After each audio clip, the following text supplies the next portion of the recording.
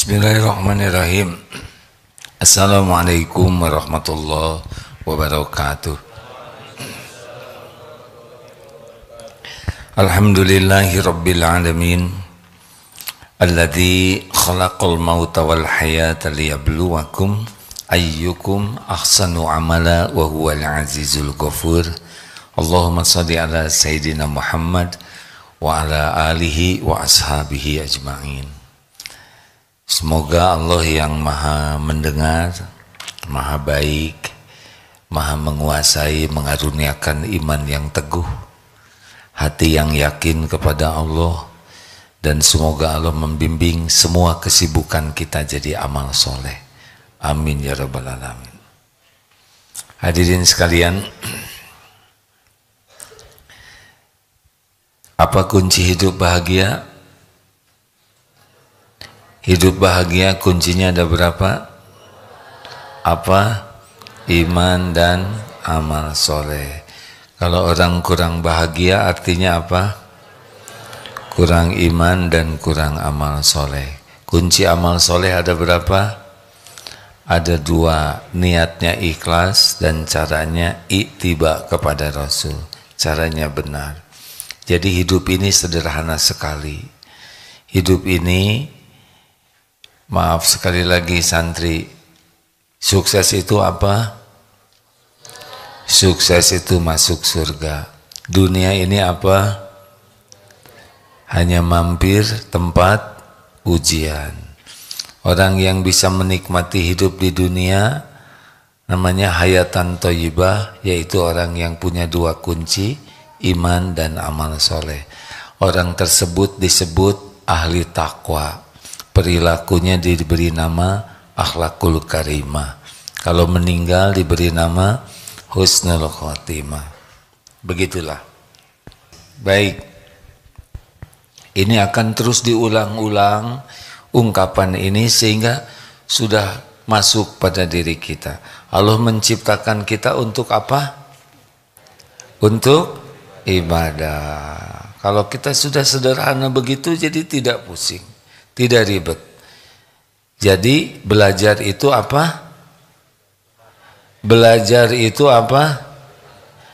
Ulangi, belajar itu bagi kita apa? Ibadah. Bekerja ibadah. Berkeluarga ibadah. Berbakti kepada orang tua ibadah. Menolong orang lain ibadah. Bagus. Olahraga syaratnya apa? Niatnya ikhlas dan caranya benar. Kalau orang hidupnya diniatkan, ya Allah, saya ini hambamu, saya lakukan semua ini karena engkau yang memerintahkan, semoga engkau ridho. Selesai.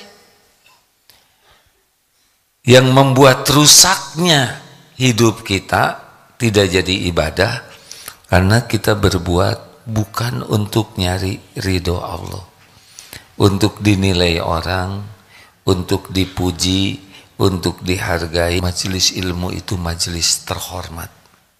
Tidak boleh dengan sikap tidak terhormat. Ilmu itu nilainya tinggi sekali. Orang yang menghormati ilmu, dia akan terhormat. Tapi orang yang merendahkan ilmu, dia akan jadi hina. Makanya kalau belajar itu, sebagian orang tuh ada yang jaga wudhu dengan sikap terbaik supaya dapat keberkahannya. Jelas ya? Ada ibadah mahdoh, ada ghair mahdoh. Sholat, saum, apa yang diperintahkan ibadah dengan aturan khusus, dan makan, minum, tidur, semua bisa jadi ibadah. Yang mubah jadi ibadah kalau dengan niat dan cara yang benar. Makan, bagi kita makan itu ibadah.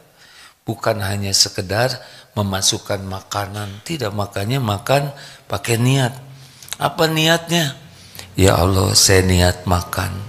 Semoga makanan ini penguat tubuh saya supaya saya bisa mengabdi padamu. Minum, makan vitamin, obat. Ya Allah, saya minum vitamin ini. Semoga dengan izin-Mu badan saya sehat, supaya saya bisa mengabdi kepadamu. Tidur, ya Allah, saya akan tidur, semoga tidur ini, tubuh ini bisa istirahat, agar besok bisa mengabdi kepadamu. Enak kan begitu? Berbakti ke orang, atau belajar, ya Allah saya belajar, Rabbi zidni ilma warzuqni fahma. Berikan kepada saya, tambahkan ilmu, berikan saya paham agar saya bisa mengenalmu. Berikan saya tambahan ilmu supaya saya bisa mengabdi kepadamu. Kita belajar karena Allah menyuruh belajar. Bukan untuk dianggap pintar. Wah ini pintar, ini hebat. Tidak penting, tidak penting. Dipuji orang tidak penting sama sekali. Cuma satu yang penting bagi kita. Apa? Allah ridho. Selesai. Kita bekerja, mengantar anak misalkan, bagi orang tua. Kita mengantar anak, mendidik anak. Ini anak titipan Allah. Anak ciptaan Allah. Anak milik Allah. Kita didik dengan baik, ya Allah. Ini titipanmu, anak ini ciptaanmu. Ampuni saya belum jadi orang tua yang amanah. Ampuni saya belum jadi contoh yang baik. Saya antarkan anak ini pesantren sekolah karena Engkau ya Allah. Semoga anak ini bisa mengenalmu, bisa mengenal arti hidup, bisa mengenal jalan yang lurus. Ya Allah, saya lakukan ini sebagai ibadah. Jadi menyekolahkan anak itu ibadah. Menerima tamu, ada tamu datang. Bagaimana? Allah memerintahkan kita menerima tamu tidak? Ya, hormati tamu. Supaya apa? Supaya tamu suka ke kita? Bukan. Kita memuliakan tamu karena Allah memerintahkan. Jadi jangan ragu-ragu memuliakan tamu. Mengapa? Karena Allah memerintahkan. Kita menolong orang supaya apa? Jawab. Kita menolong orang karena disuruh oleh Allah. Apakah supaya orang lain berterima kasih? Bukan. Apakah supaya orang lain balas budi? Tidak. Kita menolong orang lain karena Allah menyuruh kita menolong. Wallahu fi aunil abdi makanal abdu fi auni akhi. Allah senantiasa akan menolong orang yang senang menolong. Jadi kita tidak ribet, ya. Betul? Tiba-tiba ada yang menghina kita di jalan, "Hei, kamu jelek, kamu bodoh." Bagaimana? Bagaimana? Perintah Allah bagaimana? Wa idza khatabahumul jahiluna qalu salama. Kita diam atau kita balas dengan perkataan yang menyelamatkan. Kenapa kita lakukan ini? Karena Allah yang menyuruh. Kepada orang tua kita berbakti, menghormati, memuliakan. Kenapa? Karena Allah memerintahkan. Bukan supaya orang tua jadi baik ke kita. Itu Allah yang membulak-balik hati. Kita berbuat baik karena disuruh oleh Allah. Wa ahsinu innallaha yuhibbul muhsinin. Al-Baqarah 195. Dan berbuat baiklah kalian. Berbuatlah ihsan. Sesungguhnya Allah mencintai orang yang berbuat kebaikan. Ini ada kejadian di Indonesia, kasus guru Supriyani yang dianggap memukul murid, padahal beliau sama sekali tidak merasakan. Dari bukti-bukti yang sementara dilihat bahwa tidak ada kejadian itu di sekolah. Kenapa ini terjadi? Ini sudah ujiannya begitu. Kalau dekat ini Bu Supriyani, Bu tenang saja. Memang sudah waktunya ibu diuji begini. Kalaupun ada orang tidak salah, kemudian mendapatkan kejadian begini, dianggap salah, tenang saja, jalani saja. Allah tahu semuanya. Tapi beliau konsisten, tidak mau diajak damai kalau disuruh ngaku. Sudah, kenapa ini terjadi? Semua orang diuji. Bukan hanya kita, Nabi saja.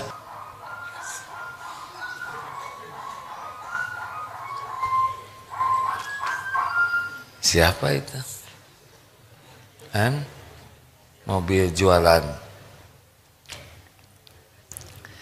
Kenapa barusan ada mobil dengan suara begitu? Itu pelajaran bagi kita, ya. Kalau kita punya mobil jangan bunyinya begitu, ya. Benar? Karena bikin orang tidak khusyuk. Sedang sholat, bisa rusak sholatnya. Semua kejadian tidak ada yang kebetulan.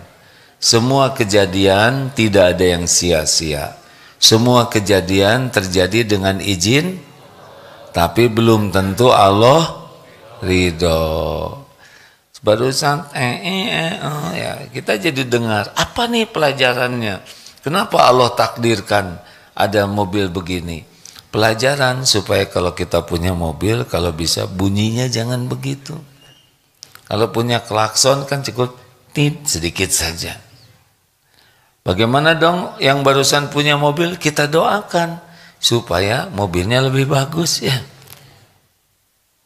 Bisa kebayang jam 2 bisa jadi masalah. Tidak semua orang senang. Orang bisa bahaya begitu, ya kan? Bisa doanya tidak bagus. Jadi setiap kejadian bisa dikemas jadi amal soleh. Bagaimana kalau ada orang yang tidak suka kepada kita? Bagaimana? Ya, kita doakan kebaikan. Nabi Muhammad saja sempurna, ada yang tidak suka, ada yang menghina, ada yang memusuhi, ada yang memfitnah. Kita baik-baik saja. Kenapa harus baik? Karena yang kembali kepada kita adalah perbuatan kita. Kalau orang menghina, kemana itu penghinaan itu? Ke kita atau ke sana? Jawab.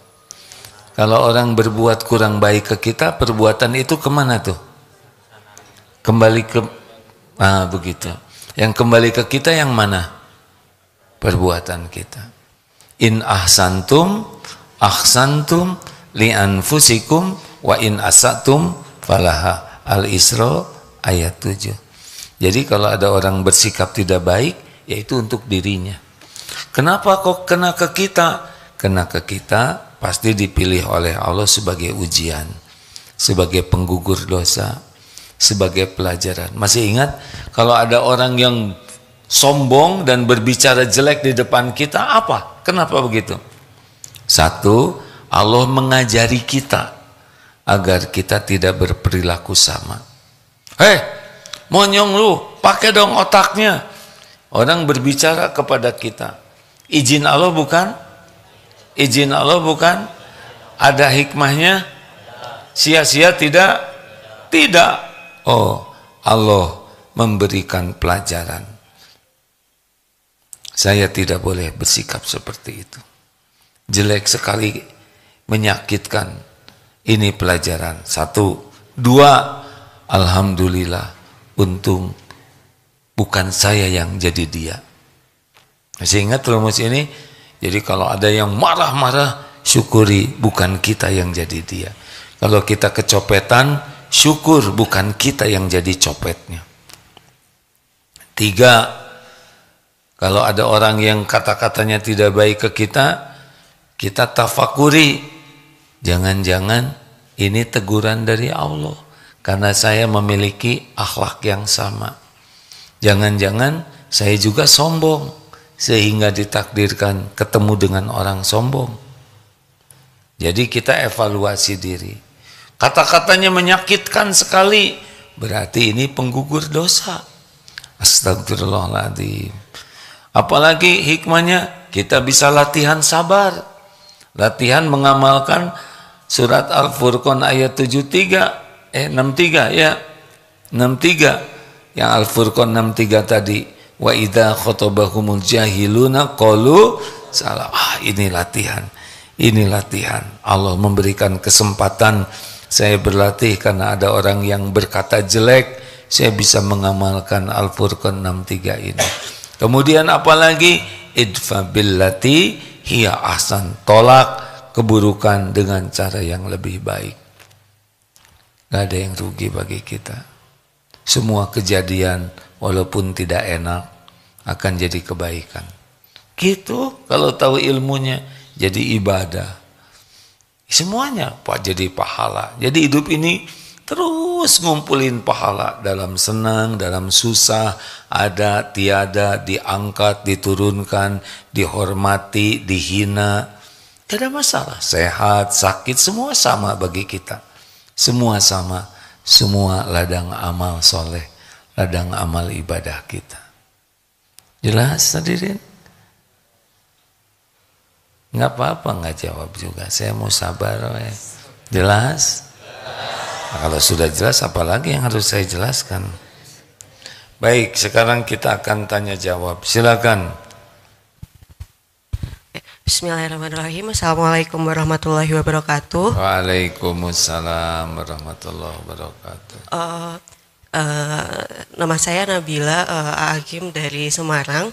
Izin bertanya terkait dengan materi semalam dan juga pengingat-pengingat hari ini terkait dengan kunci bahagia, iman dan amal soleh, seperti itu. Pertanyaannya, bolehkah kita sedekah? Kita tetap ikhlas seperti itu, Agim, bahwa sedekah yang kita berikan itu semata-mata karena perintah Allah dan untuk mencari ridho Allah, seperti itu. Apakah kita boleh menambahkan harapan seperti itu bahwa semoga dari sedekah yang kita berikan ke orang lain juga turut mendoakan kebaikan untuk kita, seperti itu. Mungkin bagaimana? Semoga dengan kita bersedekah kepada orang lain, ya, orang lain tersebut mendoakan kebaikan untuk kita. Mendoakan kebaikan untuk kita. Iya, apakah itu termasuk tadi yang disebutkan Agim bahwa ketika kita bersedekah seharusnya kita tidak berharap orang lain berbuat baik kepada kita, seperti itu. Baik, ya. Memang tingkatan ikhlas itu macam-macam dan berjenjang. Sedekah bisa kena musibah. Boleh begitu? Boleh. Karena yang menjanjikan sedekah penolak bala juga Allah. Sedekah supaya kita disembuhkan dari sakit. Rasulullah ada memberitahu. Boleh. Tetapi harus ningkat. Sedekahlah. Allah memberikan ladang amal. Allah sudah tahu saya lagi sakit, ya. Allah sudah tahu saya lagi susah. Mudah-mudahan sedekah ini membuat Allah ridho. Karena sebetulnya sembuh dari Allah. Lapang urusan dari Allah. Jadi makin kita meningkatkan keikhlasan kita, itu makin bagus nanti. Allah juga tahu nih, kita lagi susah nih. Kita membutuhkan pertolongan Allah lewat siapa aja. Kemudian kita juga takut nih ada musibah, sedekah, gak ada masalah. Tapi yakin bahwa yang menolak musibah itu bukan sedekahnya, tapi Allah Subhanahu wa taala, ya. Jadi jangan sampai berhenti bahwa sedekahlah yang bisa menolak bala. Salah. Kita sedekah karena perintah Allah dan Allah lah yang menolak bala. Allah lah yang menggugurkan dosa. Allah lah yang memudahkan urusan, bukan sedekahnya. Karena sedekah kita tidak seberapa lah, ya. Dan tidak bisa ada kebaikan tanpa pertolongan Allah. Aslinya begini ya deh ya. Kita bisa sedekah itu aslinya ya. Satu, kita beruntung kita dikasih uangnya buat sedekah. Dua, kita beruntung dikasih ketemu dengan ladang amalnya. Tiga, kita ditolong Allah untuk bisa mengalahkan tipu daya setan yang ngajak kita kikir. Jadi udah bertambah-tambah kita bisa sedekah tuh hakikatnya tuh pertolongan Allah. Nah, kalau misalkan kita sedekah ke anak yatim, itu aslinya itu rezeki Allah untuk anak yatim. lewat kita sebagai ujian. Kalau kita merasa kita yang sedekah, merasa berjasa dan menuntut ucapan terima kasih, pengakuan, bahkan jengkel kalau dia tidak terima kasih, gagal. Berarti kita gagal. Tapi ketika kita sedekah ke anak yatimnya juga sangat berterima kasih dan kita jelaskan, alhamdulillah nak, semua ini mah dari Allah. Ibu bapak cuma jadi jalan, doakan aja supaya diterima. Jadilah amal dia. Gitu. Ini masjid ini. Wah, Darut Tauhid Agim dan kawan kan bangun masjid. Tidak, ini masjid udah tertulis di Lauh Mahfud. Saya, kawan-kawan dan para jamaah diuji oleh Allah. Jadi jalan terwujudnya masjid ini. Kalau mengatakan, wah kami ini membangun pesantren ini dari nol, semuanya dikerahkan, Allahnya tidak disebut, gagal. Karena yang membangun pesantren ini mutlak Allah Subhanahu wa Ta'ala. Kami ya jadi jalan terwujudnya apa yang Allah kehendaki sebagai ujian. Sama nih, santri Darut Tauhid ada yang lulus ke sana, ada yang masuk akabri, ada yang jadi ini, ada yang jadi itu. Wah ini santrinya Agim, mereka bisa begitu karena Allah saja yang ngasih karir, bukan karena kami diuji jadi jalan sebagian ilmu. Jadi tidak boleh ngaku-ngaku, oh itu dulu santri kami sekarang, nggak boleh, sudah. Itu jadi ujub namanya. Begitu, harus belajar menghilang kalau udah. Sebelumnya ikhtiar, kalau udah min fadli rabbik, semuanya ini perbuatan Allah.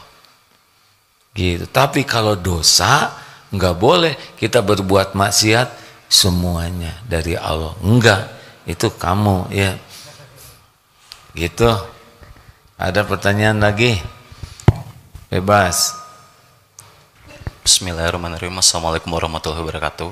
Waalaikumsalam warahmatullahi wabarakatuh. Nama saya Ilyasa, Pak Ustadz, dari Cimahi dekat. Mau bertanya perihal bab Allah nyuruh memerintahkan kita sebagai umatnya untuk berperilaku baik terhadap umat. Nah, kebetulan saya diamanatin oleh Allah dengan usaha kecil yang dimana banyak berhubungan dengan manusia. Majukan sedikit agak. Oh ya. Kebetulan beberapa tahun ini saya kebetulan atau sungguhan? Kebetulan karena diamanati oleh Allah untuk jadi ujung jelek aja ya. Kebetulan ya, baik nggak apa-apa. Pada Allah berkegiatan untuk memiliki usaha kecil-kecilan, Pak Ustadz. Nah, yang dimana saya atau kami berhubungan dengan berbagai macam orang. Ya. Apa yang harus kami lakukan apabila dalam menjalani usaha ini kami dititipkan oleh beberapa orang atau segelimet orang yang memang susah untuk sholat, Pak Ustadz. Satu, dua. Gini, tunggu dulu. Siapa yang dititipkan itu? Karyawan? Ya. Gini aja. Kami ada usaha. Ya. Sebagian karyawan susah sholat, ya, gitu ya. Nah begitu aja lebih gampang, ya kan? Ya, Pak Ustadz, betul. Nah begitu. Jadi harus bagaimana? Ya. Itu jadi pertanyaan saya, ya kan? Betul. Ya, jadi step satunya kami sudah mengingatkan, kedua kami sudah mengingatkan. Pada saat mengingatkan seterusnya itu, apabila yang ada dengan kami itu masih tidak melakukan sholat, apakah kami harus berpikir bahwa ini adalah ujian untuk kami, atau kami hanya cukup mendoakan di belakang saja, Pak Ustadz? Baik. Terima kasih. Wassalamualaikum warahmatullahi wabarakatuh. Waalaikumsalam warahmatullahi wabarakatuh. Kenapa ada orang Islam tidak sholat? Satu, boleh jadi dia memang tidak dapat pendidikan yang cukup dari orang tuanya tentang kewajiban sholat. Mungkin tidak cukup ilmunya sehingga imannya lemah. Yang kedua, kenapa ada orang tidak sholat? Mungkin malas sholat. Dia sudah tahu tapi malas. Yang buruk adalah dia tidak sholat karena mengingkari perintah sholat. Apalah perintah sholat. Nah, kalau yang belum tahu, didik supaya tahu. Lihat dulu nih anak ini, orang ini kenapa nggak sholat? Oh, dia belum mengerti, dia mu'alaf, dia lahir dari keluarga yang jauh agama, didik supaya paham. Kalau dia malas, atur supaya dia tidak malas. Kalau dia mengingkari, ya bukan di sinilah tempatnya, ya. Gitu. Sudah. Suruh milih saja, mau sholat atau mau nggak di sini gitu. Tapi dia pinter, enggak, orang nggak sholat tuh nggak pinter, ya kan? Kalau pinter dia sholat, karena dia tahu dia tuh makhluk hamba Tuhannya, sujud ke Allah. Bagaimana kalau dia keluar perusahaan kami, Allah ganti nanti dengan orang lain yang baik. Orang kepemimpinan yang bagus itu ditolong Allah dua hal. Satu, orangnya jujur, dan kedua, punya kekuatan. Kekuatan itu punya keilmuan. Bisa benar ini. Kalau pemimpin ditolong oleh Allah, cirinya didatangkan orang yang jujur dan punya kemampuan. Makanya minta tolong ke Allah. Usaha itu ibadah. Kalau orang-orangnya nggak mau ibadah, gimana? Lanjut. Cek. Bismillah A. Pertanyaan dari YouTube. Assalamualaikum A. Izin bertanya, kalau pagi ba'da subuh lebih baik zikir dulu, baca Al-Quran, atau langsung menuntut ilmu mengikuti kajian? Jazakallah khair. Tergantung kondisinya nih. Habis sholat, yang disunahkan itu berzikir. Kemudian katanya habis sholat nggak usah doa. Bagaimana nggak doa? Astagfirullah juga doa, ya kan? Astagfirullah itu kan doa. Doa, ya. Salah satu doa mustajab adalah sesudah sholat fardu. Lalu sesudah zikir ternyata ada kajian hukum menimba ilmu wajib. Simak saja. Sambil menimba ilmu, itu juga termasuk zikir. Kalau niatnya ikhlas dan caranya benar. Bagaimana saya ingin baca Quran, apakah perlu sambil dengar ceramah, sambil baca Quran? Bisa gitu? Malah mungkin jadi kurang baik. Satu-satu saja. Siapa tahu Allah memberikan hidayah lewat ceramah itu. Nanti sudah itu baca Quran bisa, ya. Jangan sampai kehilangan fokus dua-duanya. Dan gurunya juga tidak enak sedang ceramah, muridnya misalkan di depan gurunya sibuk dengan Quran. Ini namanya su'ul adab. Kalau mau baca Quran jangan di depan gurunya, pindah, karena itu akan menyinggung, menganggap remeh gurunya. Pergi saja cari tempat baca Quran kalau memang sangat memerlukan baca Quran. Kalau saya lebih baik milih mendengar ilmu karena hukumnya wajib. Begitu? Ada lagi? Ini di masjid, boleh. Assalamualaikum warahmatullahi wabarakatuh. Waalaikumsalam warahmatullahi wabarakatuh. Saya Farosih dari Samarinda, Kalimantan Timur, bersama dengan teman-teman. Kami sangat bersyukur kepada Allah dan berterima kasih kepada Darut Tauhid yang sudah mengizinkan kami datang bersilaturahim. Pertanyaannya, kami di dalam mendidik, karena kami mengelola sebuah pendidikan di Kalimantan Timur. Bagaimana tipsnya ketika menjadi pendidik atau mendidik generasi zaman sekarang yang dikatakan Gen Z, Gen Alpha, yang luar biasa tantangannya. Baik. Itu saja, terima kasih. Mau Gen Z, Gen X, mau Gen Z, mau generator, sama semuanya makhluk Allah. Sama, kita tidak bisa mengubah siapapun. Caranya kalau mau jadi guru, kita harus yakin bahwa yang mengubah gen-genan tadi adalah Allah, bukan kita. Jadi seorang guru itu berpikir bagaimana caranya supaya dirinya disukai Allah, sehingga kita dipilih oleh Allah jalan perubahan bagi hamba-hambanya. Jadi yang kita pikirkan bukan semata-mata memikirkan murid jadi baik, tapi saya yang harus baik. Tuntut diri berubah, bantu murid berubah. Jangan menuntut murid berubah, tuntut diri. Karena kita tidak bisa mengubah. Di sini juga santri banyak. Apa yang bisa saya lakukan? Gak ada, sedikit. Yang mengubah adalah Allah. Yang saya berusaha lakukan, saya berusaha sebisa mungkin supaya Allah suka kepada saya. Dengan cara hatinya benar, amalnya benar. Karena Allah tuh melihat dua. Innallaha la yanzuru ila suwarikum wa amwalikum walakin yanzuru ila qulubikum wa amalikum. Allah tidak lihat rupa dan harta, tapi Allah lihat hati dan amal. Penyakit guru itu ada ujub, merasa diri penting, berjasa, merasa diri.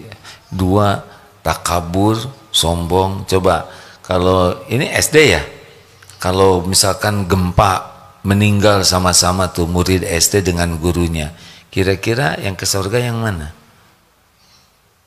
SD belum balik kan? Atau udah balik zaman sekarang? Tergantung. Dulu Bapak udah balik belum? Iya, sudah. Oh ya, bagus. Ya, mereka tidak punya dosa, sedikit dosanya. Guru kita, mereka kita ini banyak dosa. Seperti saya, udah 63 tahun, ini dosanya udah banyak. Ini saya mikir gitu ke diri sendiri ya. Saudara nggak usah mikirin dosa saya. Saya banyak dosa lah. Saudara mikir ke saya, amalnya. Udah lebih banyak sholatnya gitu. Bukan maksa. Tapi kalau saudara sibuk mikirin, udah banyak dosa nih, saudara nggak dapat ilmu, saudara jadi sombong. Nah, saya lihat adik-adik ini dosanya lebih sedikit, tapi paten itu juga sama, nggak boleh. Begitu, Pak Guru.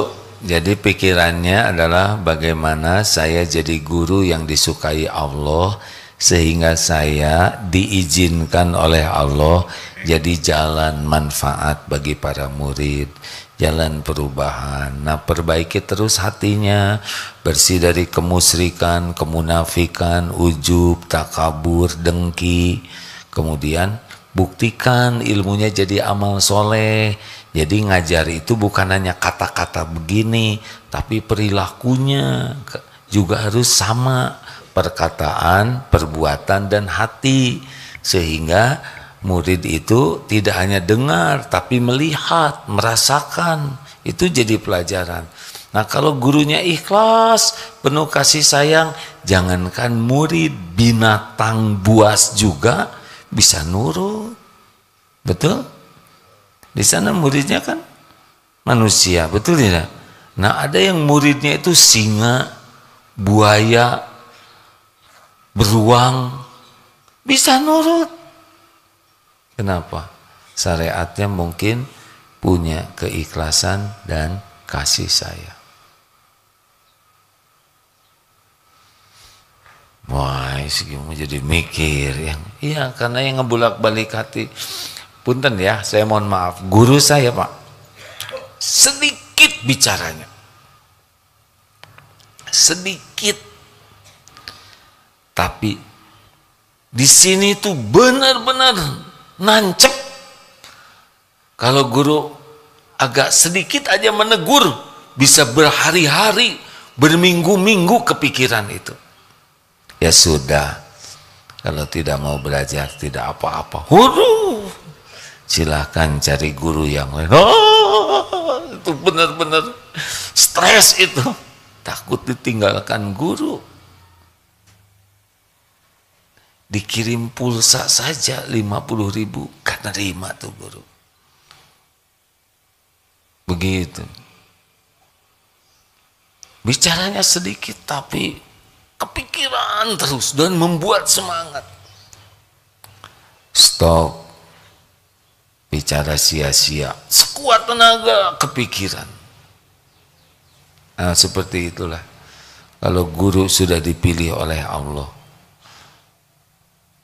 Tapi kalau gurunya nggak ingat Allah, tukang maksiat, buka HP-nya ngaco terus, ngomongnya seenaknya, naksir sama murid, yang jaim, sok keren, sok hebat, ya sudahlah, tong kosong nyaring bunyinya.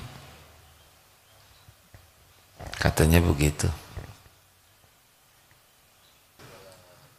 Terima kasih Bapak Ibu yang baik. Satu pertanyaan terakhir. Bismillahirrahmanirrahim. Assalamualaikum warahmatullahi wabarakatuh. Waalaikumsalam warahmatullahi wabarakatuh. Afwan, boleh 2 pertanyaan? Tidak, satu aja. Karena waktunya tinggal dikit. Saya ingin lebih mengetahui tentang penyakit ain. Ya, penyakit ain itu pandangan. Jadi orang kalau dipuji, makanya kalau pamer sesuatu bisa ain itu 2 ya. Takjub saja sudah menjadi ain, atau takjub dan jadi dengki. Misal begini, punya anak lucu terus diposting terus, anaknya lucu banget ya, nggak ada nyebut nama Allah, itu anak bisa kena ain, bisa jadi sakit, jadi tantrum, jadi bermasalah saja. Nah, itu penyakit ain. Dia lihat, dia kagum, tapi tidak nyebut Allah, jadi penyakit. Atau dia kagum, ini hebat sekali, selain nggak nyebut Allah, ada dengki, jadi ain juga.